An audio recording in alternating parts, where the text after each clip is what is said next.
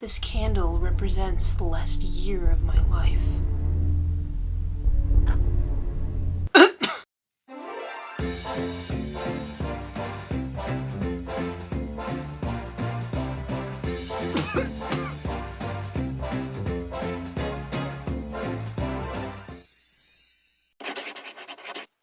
Hello everyone, happy December, I'm Jessica Laylah. Today, oh boy, how duty am I excited.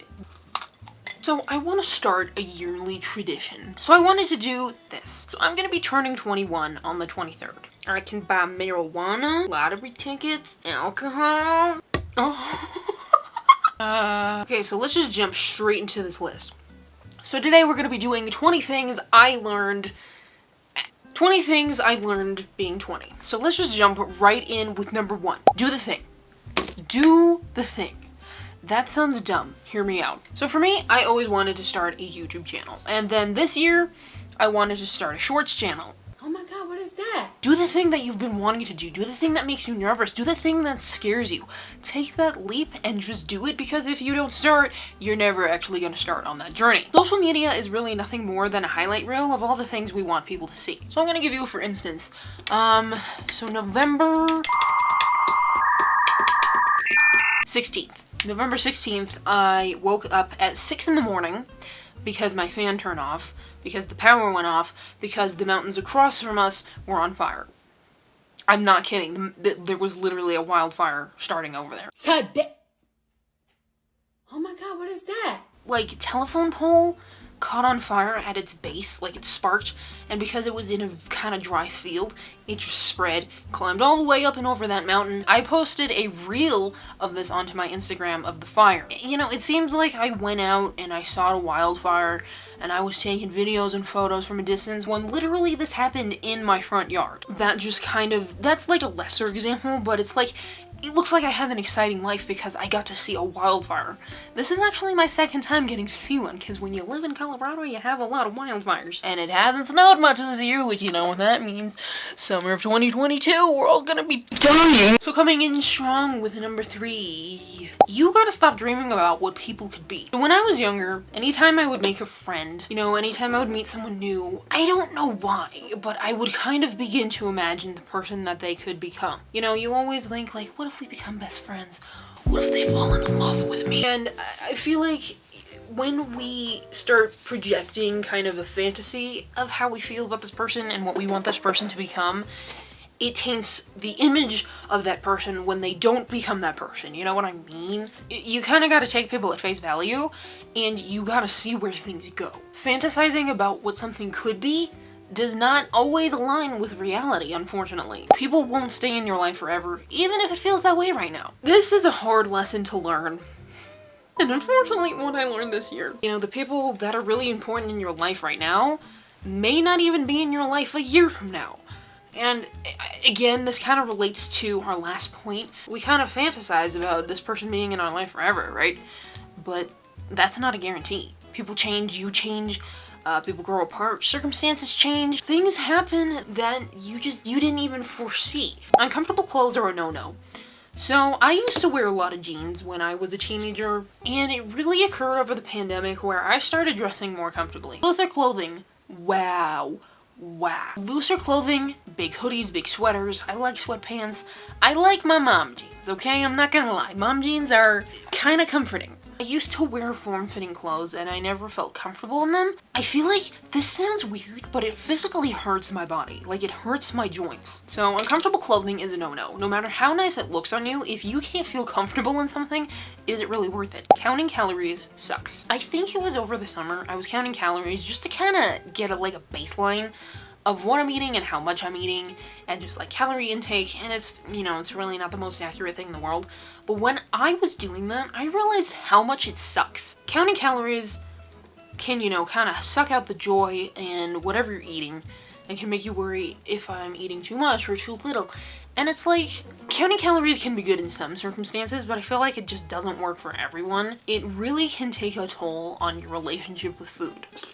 You have to be present. I'm kind of a person who either likes to live in the past or live in the future. You have to be present in a moment. So say you're having like a really good time with a friend or boyfriend or whoever you're with. You're sitting there like, man, now this is going to be nothing but a memory. I feel like this is not a good way to think, because you were then not actively enjoying the moment you were in with whoever you were with. I used to do this a lot. I realized that things I was doing, the memories I was making, was just going to be a memory. And it really took away from the moment, and it made it almost bittersweet. And I just feel like, you know, you just gotta be in the moment, you just gotta live it. You can't be worrying about the future, and you can't be thinking about the past. Just live that moment, and take life moment to moment. Deep, deep, deep, deep, deep. Okay. This one, man, this has been a weird year. Most doctors are terrible at their jobs. So if you believe something is wrong with you, you have to push for a diagnosis. Now when I say most doctors, there are good doctors. There are a lot of good doctors who will help you and will do the test, and they won't give up just because they haven't been able to find anything right away. But there are some doctors who, like your second appointment in, just completely give up. They try and force you to take drugs, or they try and force you into the arms of another doctor. They just don't take you seriously. They don't listen to your concerns. From the time I was 16, I have not felt very good. It took from 16 to 20 to get an official diagnosis for something. I was diagnosed this year with a sleeping disorder. And do you realize how stupidly long it is to wait? And when I finally got that diagnosis, it was an extremely easy test. You do a sleep lab overnight at a sleep study facility. They send your results over to a doctor interprets them, and 2 weeks later, you know whether or not you have a sleep disorder. It was literally something that they should have checked off on their list a long time ago, and they just didn't. And again, not every doctor sucks, but the large majority don't really want to do their jobs. People will always disappoint you. No matter who it is, at some point, someone is going to disappoint you. And it's unfortunate. Friend, parent, grandparent, sibling, wife, it doesn't matter. Someone is going to disappoint you. And it's always the people you don't count on. They just do something so massively disappointing, and all you can think about is like all the ways they failed you. To stop worrying about what people think. I used to be really afraid of coming across as like a quirky girl or a pick-me girl. But the thing is, I don't look down upon other girls. I used to be afraid of being judged, and I used to be afraid of starting a channel because people would judge me. People would see me, people would see my content, people would think they know me, and people would make a judgment about me. You know what? People are gonna think whatever they think. And it doesn't matter what they think, it matters what you think. People are gonna judge you no matter what you're doing, so you really can't care or invest any amount of time into what they think and what they're saying about you. People ain't worth your energy, baby girl. So this one's a little oddly specific. To take more photos of myself for something to reference and remember. There is a huge gap of time in which there's no photos of me. So a lot of my childhood photos are on a hard drive that crashed on a computer. I don't know the situation there. There's a lot of photos from childhood that we can't access. So there's just like this huge chunk of time where there's no recorded photos of me, and in my very young teens, I never wanted photos taken of me. Now, I hate when people force me into taking photos, but I've been trying to take more photos of myself this year through self-portraits, selfies, just trying to get a general feel, you know, for how my hair and my makeup look at that time. Like the time I had bangs.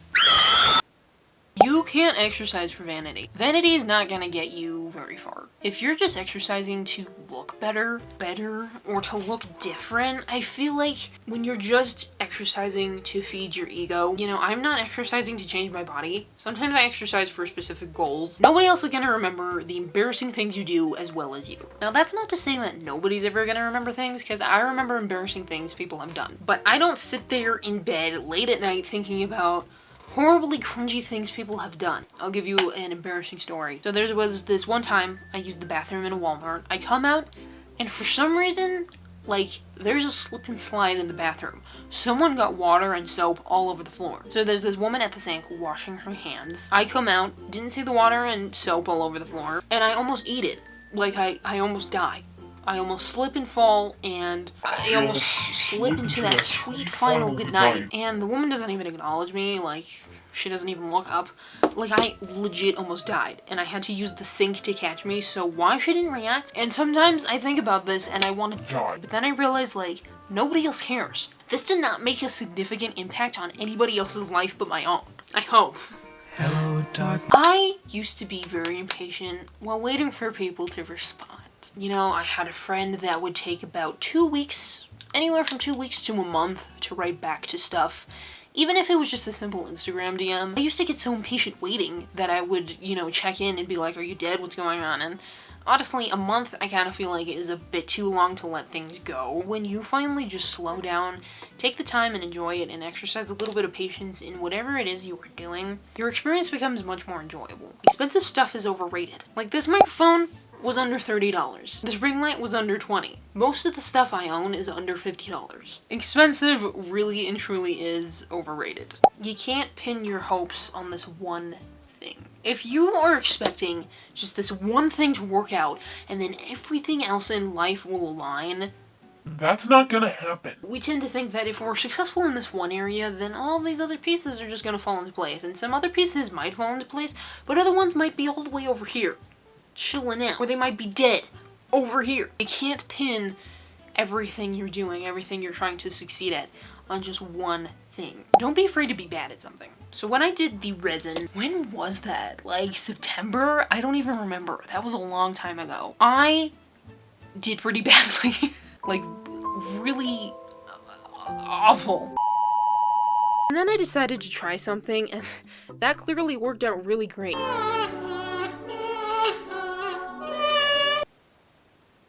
That I can be content in all situations. Contentment does not necessarily mean happiness. I consider them different. Content just means that you are okay with how things are, and it's not always there. Like there's some times where like I'm just so stressed out I want to Pass away and die. but then there's other times where I'm just content. I know this is where I'm supposed to be at, and I know that this situation will eventually end. People are gonna misunderstand you.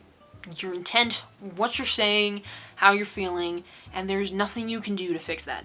People constantly misunderstand other people. I mean, how many arguments have we had with people just based off a very simple misconception or miscommunication? There's been a lot of arguments I've had with people because they completely misunderstood everything I was saying. Everything. I once had a customer get rude because he misunderstood what I was saying. And of course my boss had to see that happen. And then my boss blamed me that the customer was being rude, even though the customer was just straight up being a jerk. It's not... People are just gonna misunderstand you. You can sit there and you can re-explain yourself and you can try and fix whatever it is they're thinking, but there is no guarantee that people are ever gonna understand what it is you are trying to say or communicate. And lastly, material possessions mean nothing. As I said earlier, I've lived through 2 wildfires. One, we were evacuated.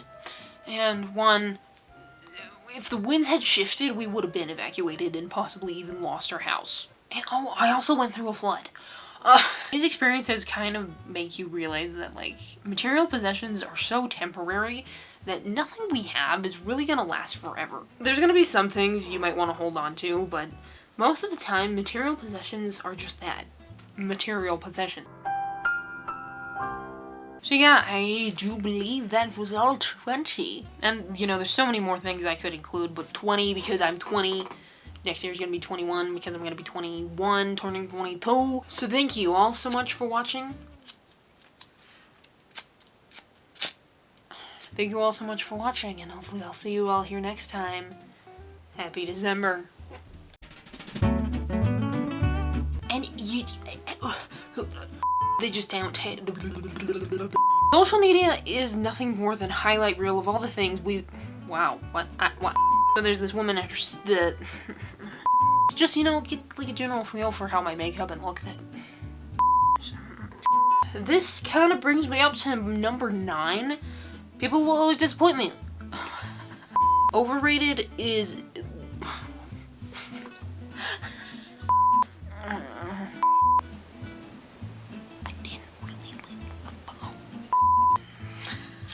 Please! Oh, his... My eyes are watering. This might be the last year of life.